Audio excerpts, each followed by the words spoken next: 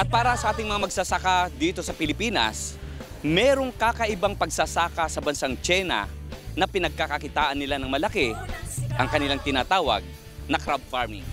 Kumikita ng mas malaki sa pamamagitan ng crab farming ang mga magsasaka sa China sa pamamagitan ng pagpaparami ng libu-libong mga alimango sa kanilang farm. Kapag medyo malaki na ay kanila itong dinadala sa bukid at kanila itong pinakakawalan. Ang mga crabs ang nagsisilbing tagakain sa mga insekto na namiminsala sa kanilang mga pananim, kaya hindi na nila kailangan gumastos ng insecticides. Ang mga palayan ay perpektong tirahan para sa mga alimango dahil nagsisilbi itong proteksyon para sa kanila mula sa mga mandaragit habang kumakain ng mga alimango ng mga damo at mga insekto na maaaring makapinsala sa mga punla ng palay. Pinaluluwag ng mga alimango ang lupa kapag sila ay gumagalaw at ang kanilang dumi ay maaaring maging mainam na organikong pataba sa lupa.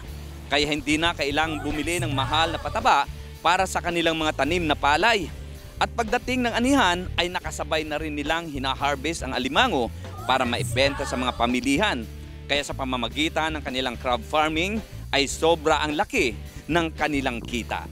Kaya para sa ating mga magsasaka dito sa Pilipinas, bakit kaya hindi natin subukan ang ganitong crab farming? Kasama si Jerome Tiquia at si Jeremy Ramos, Smile Supetron III, para sa Balitang Unang Sigaw.